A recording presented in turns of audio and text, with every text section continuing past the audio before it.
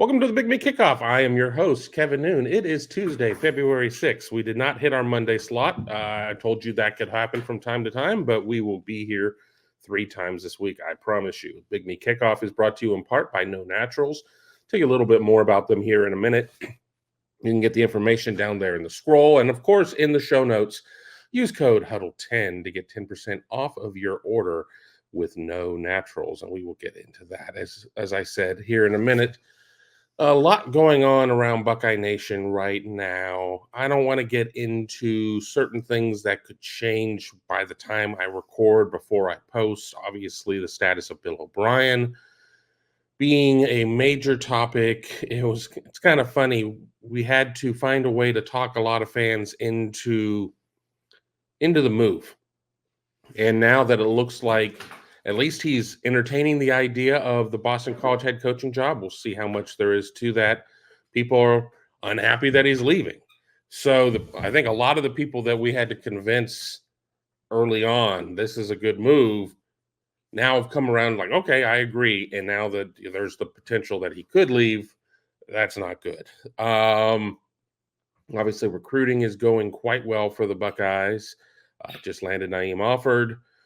Talented cornerback out of the state of Alabama to go along with Devin Sanchez and Blake Woodby in what's already shaping up to be one of the best defensive back classes, I think, probably in Ohio State history, certainly since 2017, a year where they got Jeff Okudah, Shaun Wade, and they also picked up Kendall Sheffield by way of transfer. So I think all of that is important.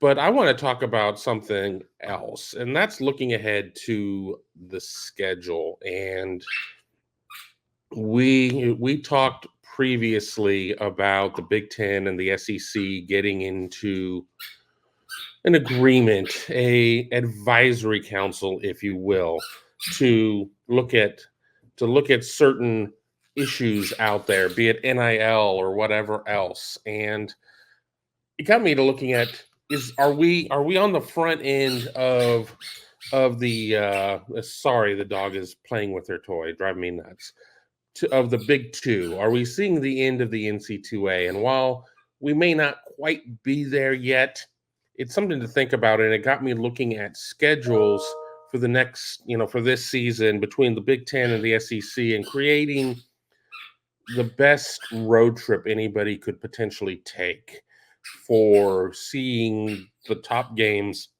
in the nation. Only with these two conferences, there's no rule of you can only see a team once or you can only see a game in a location once. No, we want to see the best game. And I'll go through what I came up with. I do have a written story, so for those who are unable to follow along, I will make sure to link the written story, which is a free story for everybody, in the show notes, so be sure to check that out. But before we get into that, let me do a little housekeeping and get into some notes about No Naturals, our great sponsor. Are you ready for an entirely different edible experience? Welcome to No Naturals, where we're shattering the stereotypes of one-note, slow-acting gummies. Forget waiting over an hour to feel the effects. Our gummies are fast-acting in just 15 to 30 minutes. You're not just choosing a flavor, you're choosing your vibe. With 5 core experiences and 6 custom combos, you're in full control. Whether it's energy and focus without the crash, a peaceful slumber that lasts all night, or a game-changing burst of bliss and euphoria, these edibles are the real deal. And the best part, you don't need a doctor's recommendation. No Natural gummies are dispensary quality and discreetly delivered right to your door. So whether you're craving a productivity boost, a good night's sleep, or just some blissful euphoria, say hello to No Naturals. Try them today and use code HUDDLE10 for 10% off your order at shop.nonaturals.com. Know your edibles. Know your experience. No Naturals. And I do want to thank No Naturals. I've tried the product. They're fantastic. If you guys are watching, want to send me some more, that would be fantastic too. But 10% off your order with the code HUDDLE10. Shipped right to your door. You don't have to worry about going somewhere. These are fantastic. Are they legal? Yes, they are. They are legal. Great stuff. Great stuff. But let's get on to the show. I've paid the bills, so now it's time to get back into the show. And as I said, the season starts August 31st, runs through November 30th. 14 weeks. Everybody gets 2 open weeks, so 14 weeks to see games, and there is not a week where it's like you're really struggling to find a good game. And again, I did not look at the ACC. I did not look at the Big 12. That's not the purpose of this exercise. It's like, what would it be between Big 10 games and the SEC games? And I'll tell you which I like from each, and then what the game is I would take. Now, August 31st is going to be kind of slim because it's week 1, and you don't necessarily get a lot of games, or so you would think. But I picked different games for each conference. It would have been very easy to say LSU versus USC. LSU, a traditional member of the SEC, USC, a brand new member of the Big Ten. That game's in Vegas, but I'll put that as my Big Ten game, and then I had Notre Dame and Texas A&M in the SEC. And I think that one, just because Notre Dame, especially early in the season, does draw some eyes. And I think people are going to be curious about what Texas A&M looks like under Mike Elko with the departure of Jimbo. I'm going to take that LSU USC game, though. I think that's the one I'm most interested in. 2 programs that are replacing big-time quarterbacks. How is it going to look? Other games I consider: Georgia Clemson, Miami versus Florida, North Carolina, Minnesota, and Penn State, West Virginia. And that Penn State, West Virginia game is a game that always interests me. Really weird playing it right then, August 31st. It just feels so early. I'd like to see both of these teams maybe a little bit more in mid-season flow for the game. All right, week 2 is the first of 2 weeks where I do take the same game across because it's an intersectional game. I'm taking Texas versus Michigan. Teams that met or did not meet, but they were members of the Final Four in the last year of the 4-team playoff. Texas is a team that's up on the rise. Michigan may be on the decline, but it doesn't change the fact I want to see that one. Michigan State, Maryland, Colorado, Nebraska, South Carolina, Kentucky, other games that I looked at, but I'm taking that game. Then week 3 is another one where I'm going to cross over. That's going to be Bama versus Wisconsin. Alabama, obviously, life without Nick Saban. First real opportunity to see Alabama go against somebody maybe with a pulse. Wisconsin, year 2 under Luke Fickell. What is that going to look like? They move on from Tanner Mordecai. Are they going to be able to institute a little bit more of the Phil Longo offense? I don't know. It'll be interesting. But a lot of big games there, including former Pac-12 teams who have now joined the Big Ten, with Washington, Washington State, Oregon, Oregon State. You have Notre Dame, Purdue, Texas A&M, Florida, and UGA, Kentucky. So week 3, September 14th, a lot of great games. A lot of great games. Week 4, I have different games on each side. I have USC versus Michigan. Now, again, I think Michigan's going to be on the decline. It's really hard to build upon an undefeated season. It's going to be really hard to do that without the head coach and several assistants. Oh, and a ton of players too. So I'm interested in that. And on the other side, I would want to see Tennessee, Oklahoma. But I think that SC Michigan game interests me more. Other games I looked at: UCLA, LSU, and Iowa, Minnesota. So if you're keeping track at home, 4 straight weeks I have taken the quote-unquote Big Ten game, even though 2 of those weeks it has been a crossover with it being a Big Ten SEC game. Week 5 is the first week I go in the other direction. Georgia versus Alabama, September 28th. I'm looking forward to that one for sure. I think that is going to be a big measuring stick. Is Georgia going to be the team to beat in the SEC? Probably. Is Alabama going to be able to compete with the big boys after all of its changes and exodus? I don't know. I don't know at this point. On the other side, Wisconsin and USC. We've talked about that game a little bit already. Or at least these 2 teams. So I think maybe I'm a little fatigued of them since I've already seen them at this point. I'm going to go with Georgia, Alabama, but there are not many games outside of Ohio State, Michigan, or Ohio State, Oregon that I'm going to not pick that UGA Bama game. Other games of note: Ohio State, Michigan State, Illinois, Penn State, Oregon, UCLA, Oklahoma, Auburn. We get through into the month of October, and I got Michigan, Washington. And again, a little bit of fatigue of these teams, but it's just the way that the schedule works out. We've only had one real game of Ohio State, and it was against Sparty, and we don't know how good they're going to be. Don't worry, Ohio State fans. I've got several Ohio State games coming up as Ohio State's schedule is a little bit more backloaded. Michigan, Washington, teams that certainly know each other from the CFP championship game. Neither has its head coach, neither has its quarterback, but we're going to be into October now, so the excuses are going to kind of be out the door, and you are who you are. I mean, you're still going to get better. You're not playing your best football October 5th.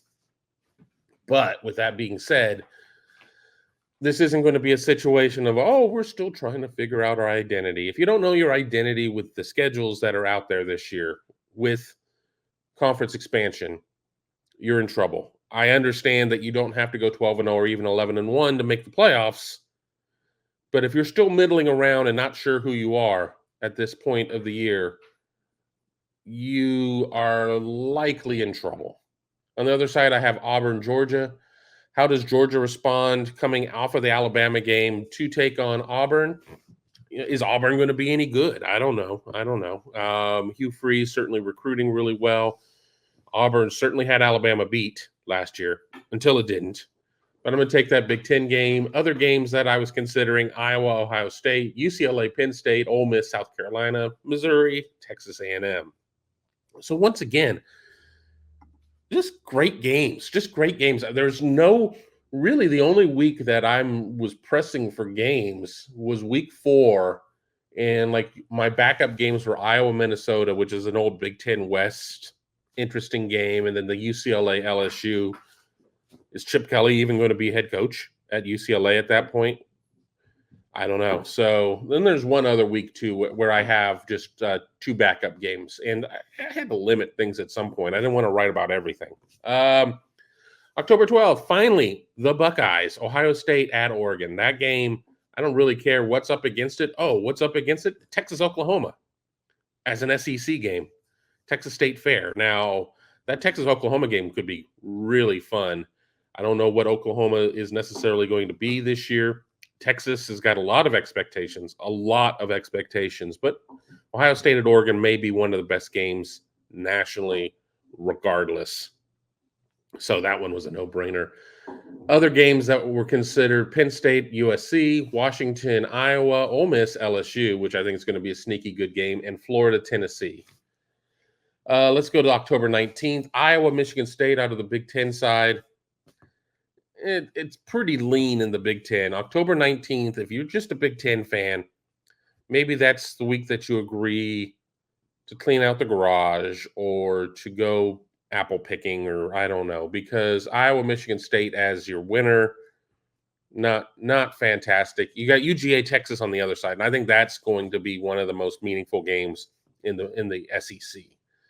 I've already said I think UGA is probably the class of the conference. I think Texas may be number 2 or number 3, depending on if Lane Kiffin really stays focused or not. I think Ole Miss is going to be really good too. That UGA-Texas game gets the nod certainly over Iowa, Michigan State. USC, Maryland, Bama, Tennessee are your other games. All right, now here we are, October 26th, and I really struggled with the Big Ten game. I did not pick Nebraska, Ohio State. I don't know enough about what Nebraska is going to be. Is Dylan Raiola really going to be the starting quarterback coming out of the gate?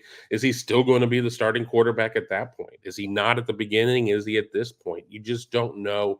I don't know enough about what Nebraska is going to look like. Every year I fall into the trap of overranking Nebraska. They are my Notre Dame. I overrank them, and then I'm like, God, that was dumb. So I did not pick that. So I've talked a lot about a game that I'm not picking. I am picking Michigan State.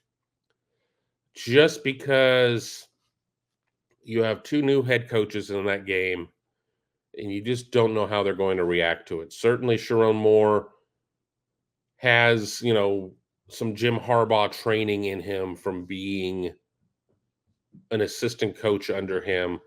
Could he come out and do something weird or wacky? I mean, maybe. I don't know enough about Moore's personality to know if he falls into that. On the other side, you have Jonathan Smith taking over Michigan State. Had a successful year last year at Oregon State. Is 9 weeks into his first season there enough to really bear the fruits of culture?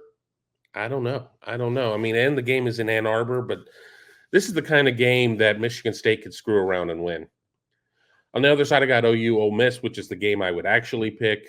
I think that's going to be a solid game. As I said, I think Ole Miss could be really good. I think that they have a definite shot at making the 12-team playoff. Now, if they lose Jackson Dart, that's going to be a big situation. And there's no reason to think they are, but just how quarterbacking in football works. Obviously, they can't lean upon Quinshon Judkins. He's at Ohio State.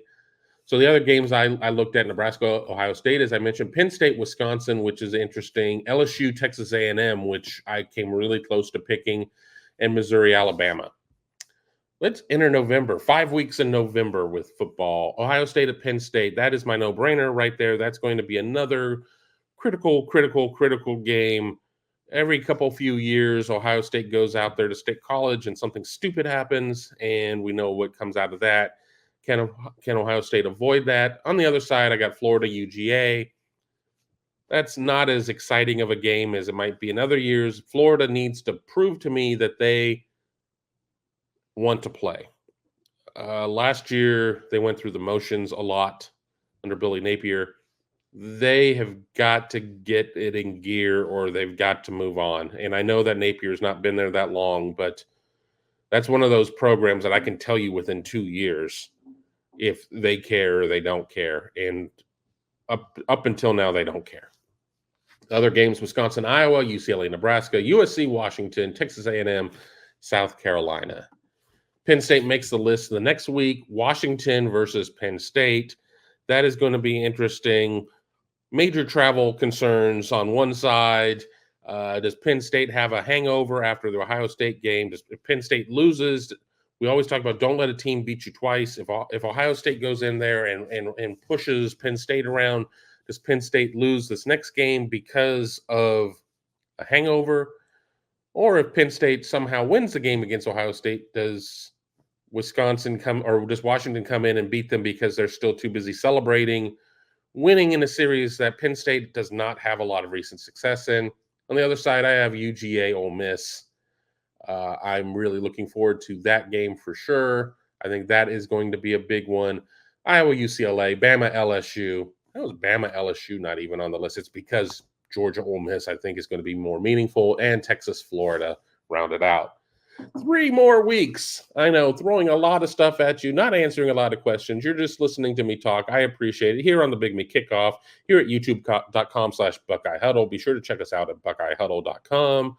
All the best team coverage, recruiting coverage, so much recruiting coverage right now, and so much more at Buckeye Huddle. And be sure to check out our partners at nonaturals.com. November 16th, Oregon at Wisconsin. Another time where we're talking about a team having to travel and how is that going to look. On the other side, we got Tennessee, UGA. Picked a lot of UGA. I probably should have broken down how many times I picked certain teams, but again, we're going for the games that I would want to see and that I assume you would want to see. I don't think anybody's really that excited about going and seeing Vandy, South Carolina, or seeing Maryland, UCLA. I just don't think those games have a lot of juice. So this isn't about fairness. This isn't the MLB All-Star game. Everybody gets one. No, this is we're taking the best games we can get there. I'm taking Tennessee, Georgia over Oregon, Wisconsin. Other games of note: Nebraska, USC, UCLA, Washington, Texas, Arkansas, and LSU, Florida. This is not the Texas-Arkansas game when Richard Nixon was in the White House, 1 versus 2. Arkansas, not very good. All right, November 23rd. Got a couple of great games to pick from. I'm going to take USC, UCLA. And there's just something about it. Oh, Kevin, you're from the West Coast. Yes, I am. Oh, Kevin, you've been to USC, UCLA. Yes, I have. I went once. Really wasn't quite a college football fan yet. But I think that was the game that really started getting me intrigued in college football. growing up in Southern California, while we did have SC and UCLA and certainly a lot of smaller schools that played lower classifications, my friends didn't really talk about college football. None of us really talked about college football. We were about professional sports. How we were about going to the beach. But I think that USC UCLA game is going to trump the Alabama OU game, mostly because I think Alabama is taking a step back this year. I don't know what to make of Oklahoma. I mean, sure, they could mess around and finish second or third in the Big 12. They could mess around and finish sixth or seventh. So I don't really know. Wisconsin, Nebraska, Texas A&M, Auburn, and Ole Miss, Florida round that out. Here we are, November 30th, Ohio State, Michigan. Do I need to say more? That is the game that everybody's going to want to see. Michigan could be 7-4 at that point. Michigan could be 9-2 at that point. I think it's closer to 7-4 if we're being honest. Ohio State, who knows? I mean, Ohio State's non-con is nothing. But having to go to Oregon, having to go to Penn State, there are some challenges on that schedule. I'm going to have that over Texas A&M. I am really looking forward to that game. I guarantee you I'm going to have that one on the DVR. Talk about a couple programs that don't like each other. A&M leaves the Big 12 to get away from Texas, to go to the SEC, only to have Texas turn around and follow them. I bet we see some horns down thrown in that game, because the SEC isn't going to kowtow to Texas the way that the Big 12 did about hurt feelings over a hand signal that is not the middle finger. So we're going to do that. But what else is that? Well, just be ready, because remember, we're talking about games Thursday, Friday, Saturday. So there are a lot of games there. Nebraska, Iowa, Washington, Oregon, Indy, Notre Dame, USC, Auburn, Alabama, Florida, Florida State, Oklahoma, LSU. So when we look at this, I am taking the SEC game 5 times over the Big Ten. So we'll say 5, and then we got 2 where it's copied. So 7, 5, and 2. That's 14 weeks. 7 times I'm taking the Big Ten only game.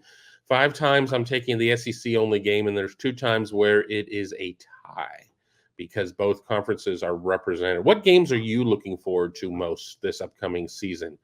Obviously, all Ohio State games. Unless you're a Michigan fan, then probably only one. But what are the games nationally you're most interested in seeing? I should probably price at some point what all of these tickets would be and what small fortune, what small GDP it would be to go and just get-in prices for all of these games, because I guarantee you it is going to be quite expensive, even with probably the average capacity of each of these stadiums has got to be north of 70,000. So it would be interesting to see that. But I want to thank you for listening to my little experiment here, just going on one topic, talking about a story I wrote, the ultimate road trip of what I'd like to see during the 2024 season. Be sure to join me tomorrow on Wednesday. We're going to talk to Ryan Day during the day. I'll probably do some sort of follow-up show with that. I'm still planning on doing our NFL draft preview with Ian Cummings of Pro Football Network. We're just trying to work out a day to record. And, of course, I'm going to go live on Friday, as I always do. But I haven't determined a time, probably 1 p.m. Eastern. That just seems to be about the time that works for me. But keep it locked in here as we find out here at youtube.com/BuckeyeHuddle. But until then, I'm Kevin Noon. I want to thank you for watching us here on the show. Have a great day, and I will talk to you guys later.